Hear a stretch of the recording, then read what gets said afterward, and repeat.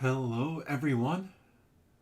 I think I might need to possibly turn the volume up here a touch. Let's see if that looks better. But happy Monday. Add that into the chat. A few seconds late starting here. Mainly been working on editing the 10-Minute Marvel podcast.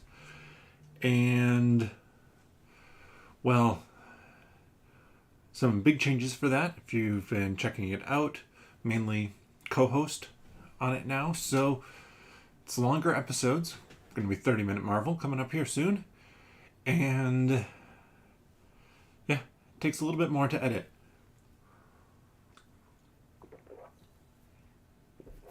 So I lost track of time. But I'll have a tiny bit of club soda left in that glass. And a bottle. Add that in. It's time for more of my top 100 games of all time 2022 edition, and we are in the top half of the list. I'm going to try and get more videos up, or the posts, or the links for them up anyways, before next Monday. Now, there's a chance I won't be streaming next Monday. My guess is I'm probably not going to, just because it's Halloween. But, excuse me, I will let you know if I'm going to do that or not, or what it might be. And on Wednesday, the plan was, maybe still is, to do a live unboxing of Chronicles of Drunagor and look at the different characters, pick out the two that I'm going to be doing for a solo play. But there might be a bonus piece to that unboxing as well, because tomorrow ISS Vanguard is supposed to be showing up. But that's not what we're here for. We're not here for an unboxing of ISS Vanguard. So let's get on to number 50 here. And number 50, we have a really small game called No Thanks. No Thanks is a bluffing card passing game trying to keep as few points as possible in your hand. How it works is whoever is the first player that round flips over a card. They can either decide to take it, or they can put a chip on it and pass and say no thanks.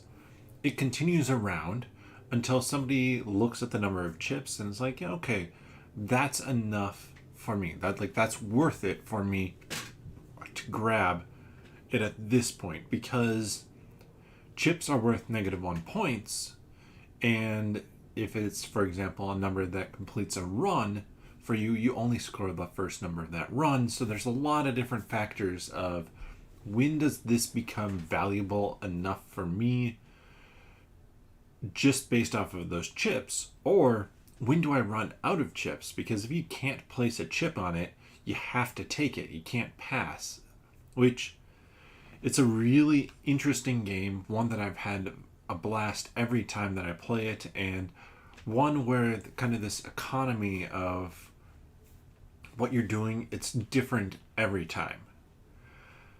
Then number 49, we have Sagrada. Sagrada actually got to play twice in the past year, which is better than it's been for a little bit, though it is definitely one that I want to keep on coming back to. I tend to pull it off the shelf when I teach people the game, which means I play with some of the easier kind of tools, stuff like that.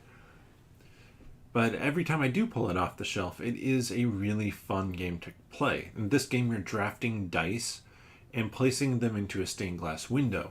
However, some of the spots have number restrictions or color restrictions, and you can never have the same number or color orthogonally adjacent, so no up, down, left, right, next to each other. So no 3 next to a 3 or blue next to a blue.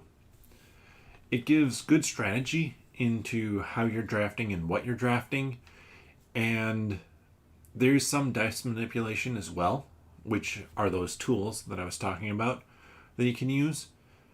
It's just a I feel like it's a very calming game to play. It's just a pretty one to look at on the table, and maybe that's some of what this section is. There are a number of kind of pretty games that I don't find too stressful in this section. They're kind of those relaxing games when I want to find something to play and just enjoy. And Sagrada is definitely one of those.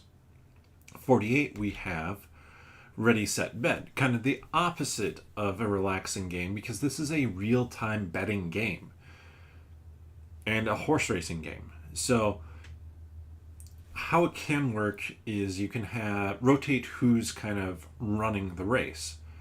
The person running the race gets to place their bets ahead of time without some of the penalties that you might have if you bet otherwise. Or you can just have one person be the person who calls the race, which honestly I think in some ways works better. The game doesn't take that long and it is fun to call the race. You're rolling dice and calling out numbers and advancing horses down the track. And everybody else in real time is placing bets on those horses, filling in the bet spots, doing prop bets, all sorts of things like that. That it just is kind of a crazy, chaotic, fun time. And I say crazy and chaotic and fun, and it really is all of those. When I've played it, it doesn't feel stressful. I'm never worried like, oh my goodness, am I going to bet this in the wrong spot or anything like that. But just because there's so much kind of excitement built into the game. Ready, Set, Bet is one that I first got to play at Gen Con with the Man vs. Meeple crew, and it was amazing.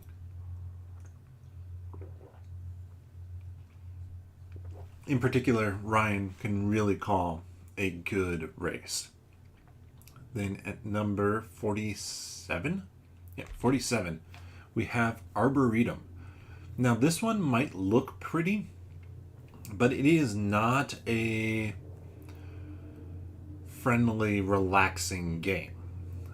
So it's not part of that list. This one definitely does look pretty, but it is a cutthroat game of building out basically paths in an arboretum. And you're trying to, hey, welcome Jolly Lumpy. Glad you can join. You're trying to basically create connections of low number to high number of the same type of tree. But to be able to score that type of tree, you have to have the most of it, which not on your board. You have to have the most of it left in your hand, which is just crazy. Like you're trying to figure out the math in your head of like, okay, does somebody have me beat, or I'm trying to block somebody else from getting a really good score, say on the purple tree. Do I have enough to block them, or do I have too much to block them so I can maybe discard a card that they can't really use to add to theirs? It's just a fascinating, cutthroat, very pretty looking game. Now the next one up is a much more relaxing, pretty looking game here at number 46. And that's going to be Ohanami. Ohanami is a drafting game that I compare to something like a classic game like Racco. In Racco, you're trying to get your numbers into numerical sequence, high to low, or low to high. In this, you're doing the same thing, but you're drafting two cards, and you're just putting them on either the top or the bottom of 3 stacks, going low to high. Now, the scoring is interesting, and the scoring's really what makes the game for me. But even when I'm trying to score well and do well in the game, my win rate is very high at this one. I don't find it all that stressful. I'm never worried about doing the best I can with this one. It's just, all right, let's see if I can get every single card over 3 rounds drafted and put down onto my display, not having to worry about discarding any, and figuring out since you have 3 different columns going from high to low or low to high, when do I want to switch? When I have a 65 here and an 85 here, one moving up, one moving down, when do I want to just push that 65 maybe up to an 88 because I can continue down on the other one? So I'm always just trying to figure that bit out. And then, like I said, the scoring is fun. You score some colors every single round, or one color every single round, one color 2 of the rounds, and one color 1 of the rounds. And then the points kind of bounce out. So you want to draft that one that you score every single round in the first round, but it's not as valuable in the subsequent rounds. It's a really well thought out small box game that I'd love to play solo, but doesn't have a solo for it. Then at number 46, we have Floriferous. Floriferous from Pencil First Games and Stephen Finn, Edouard Baraf. Edouard Baraf is the founder of Pencil First Games. This one is, again, another pretty relaxing, very pretty game. You are collecting flowers and basically building up sets, kind of like Point Salad, in that you can draft and you pick your scoring cards as part of it. But the picking of your cards is what really is cool with this one. So in a 2-player game, for example, you would have 2 flower cards out and 1 scoring card in a certain number of columns. On your turn, you take your meeple or your pawn and you place it next to the one that you want to draft. So there's flower, scoring card. If I take that scoring card, I'm saying for the next chunk of drafting, I'm going to be the last person to go. Which means there are some good decisions in there, because there might be a card that is okay for you, but it would mean that you might lose out next round on something that is amazing for you. So do you make sure you're really high on that column to be the first one to draft, or do you risk it and see if that sticks around?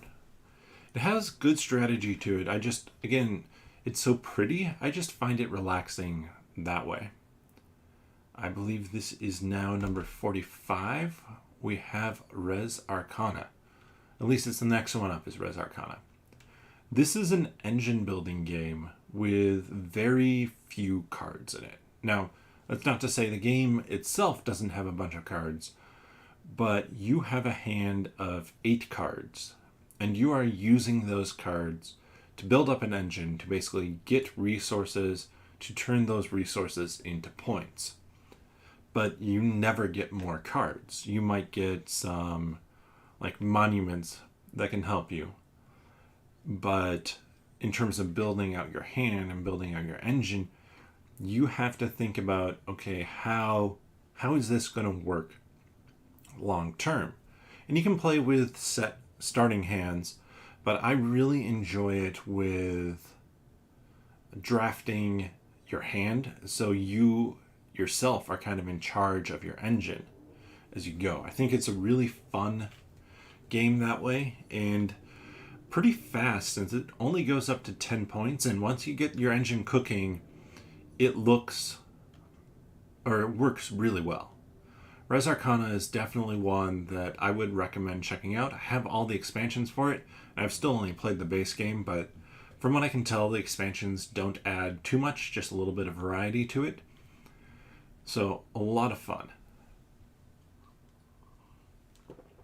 Oh, and one last thing that is cool about this is you start also with special powers. But every time like somebody hits the end of their round, you flip over and you declare, okay, I'm done, and then you're the new first player. You put back your special power and you get the first pick of the special powers that are still out there, which means that's another piece of your engine and sometimes another part of the strategy to that game. Next one up, we have Paint the Roses. This is another really new one. This is like a Ready, Set, Bet, one that I got to play first at Gen Con. And I've played it several more times since.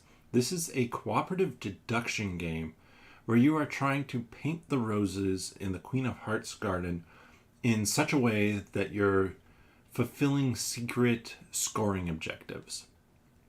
And those scoring objectives move you around a track.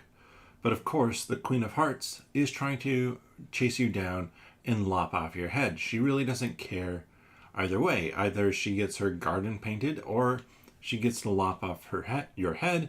And ideally for her, on the very last turn, she gets the garden completed and lops off your heads. But it's a really clever game because you're placing down a tile, and on anybody's turn, you place down a tile, and somebody places down that tile, and everybody who has a match, so I might have a pink flower and a red flower, if that creates a match of a pink and a red flower adjacent to each other, I would put a cube on that.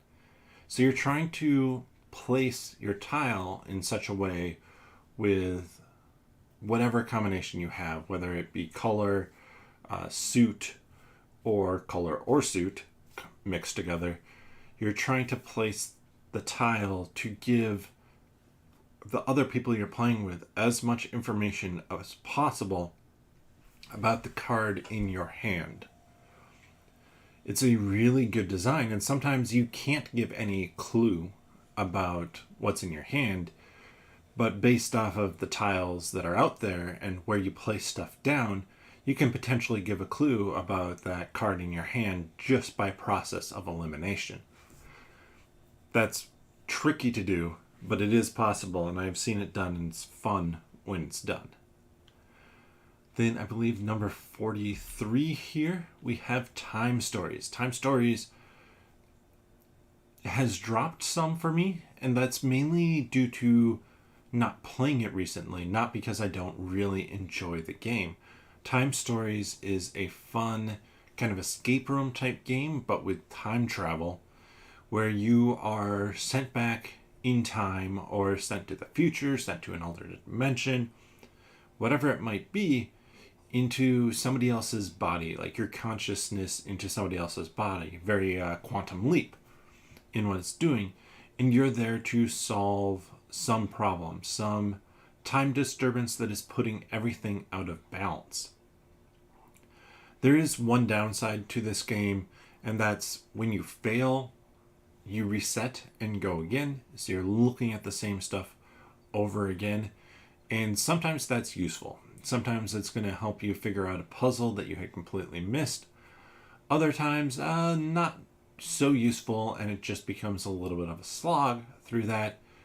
There are ways around it, and I've enjoyed the story and the puzzle each time that I'm excited to continue it and to generally finish up the whole story, which I've heard isn't great. I've heard it isn't necessarily telling a very compelling story across all the different cases, but each case feels so different that I'm fine with that.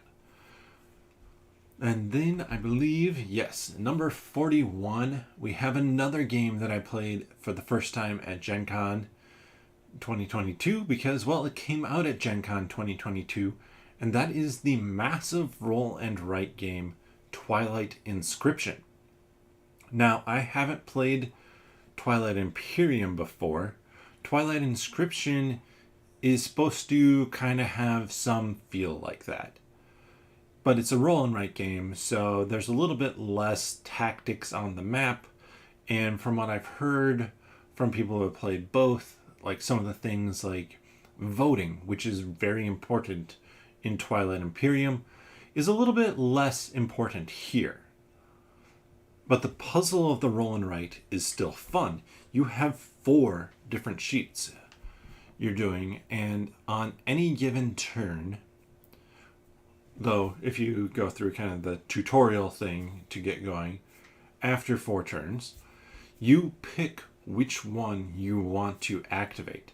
You don't have to activate the same one as everybody else. So the dice are rolled, and you decide, okay, which one of these sections am I going to activate? Am I going to build up my armies so I can defeat my enemies when a war comes up? Your enemies are people on either side of you. Or am I going to be focused more on scrapping and getting resources, which are going to give me points, unlocking keys, whatever it might, or other dice, I should say, whatever it might be, getting new technologies, things that set me apart, and you have your own race and everything in it. It is a big game, probably hour and a half rolling right, maybe 2 hours, but it is worth it, and it is so much fun to play. So there we have it. There we have 50 through 41, and I mean, quite a variety on this list. Let's just quickly run back through them before I wrap up this stream for tonight and get back to that podcast editing that I need to. So, at number 50, we have No Thanks. This is a push your luck kind of passing game where you're trying to score as few points as possible. At 49, we have Sagrada, all about making beautiful stained glass windows. You are drafting dice and placing them into your window to score points and to get everything set up. At 48, we have Ready, Set, Bet, a real-time horse racing game that, I mean, honestly, is one of the most exciting games to just sit down and, well, stand up and play because of that real-time aspect and just the craziness of feeling like you are at the track. At 47, we have Arboretum, a pretty-looking game with a mean little heart about building out your best arboretum possible, and then, well, trying to keep enough cards in your hand to make sure you score the trees that you've planted and put in your arboretum, while also trying to keep cards back in your hand to stop your opponents from scoring well in the game as well. At 46, we have Ohanami. Ohanami is a pretty little game, card drafting game, great artwork. You're building numbers high to low in 3 different columns, and you can't fill in the middle. So you're just trying to get as many cards into that as you can, generally all of them, and score as many points as you can. At 46, I believe, or is this 45? Either way, we have Floriferous, 46, I believe. Floriferous is going to be a drafting game again. Apparently I have a number of them in this section, but this one is done from kind of an open draft on the board, and you know what's coming up in the rounds.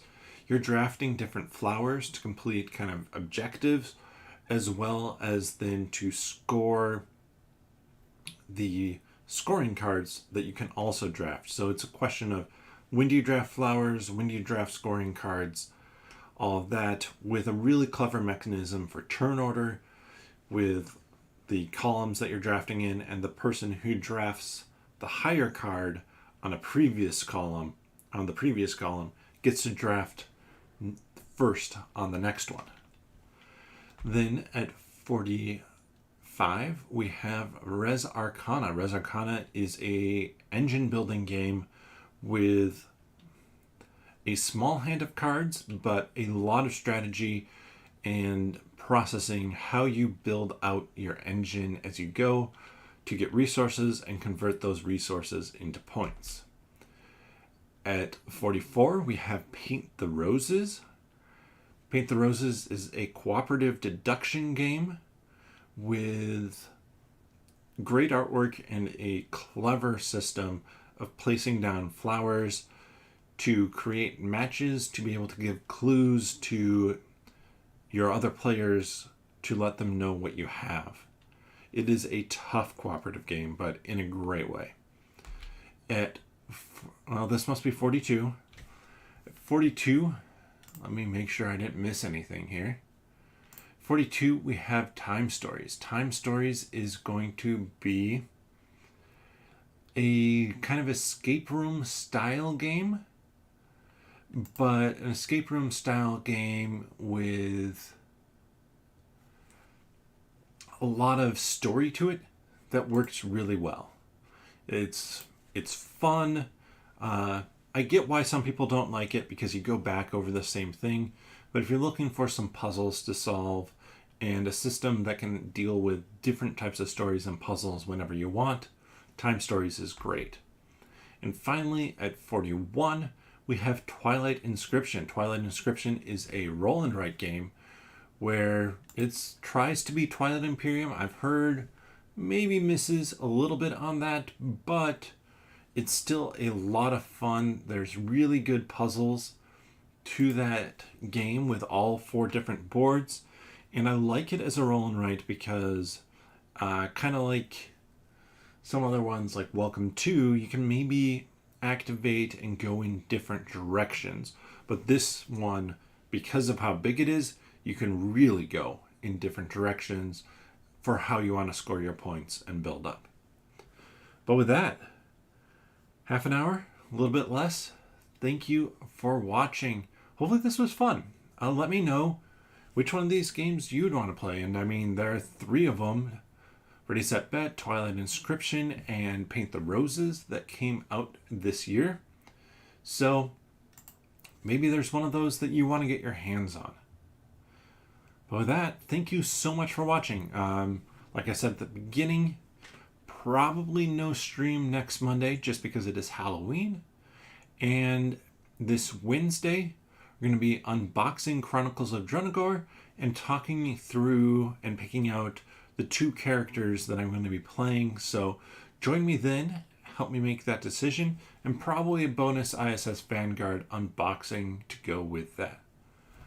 But with that, bottoms up.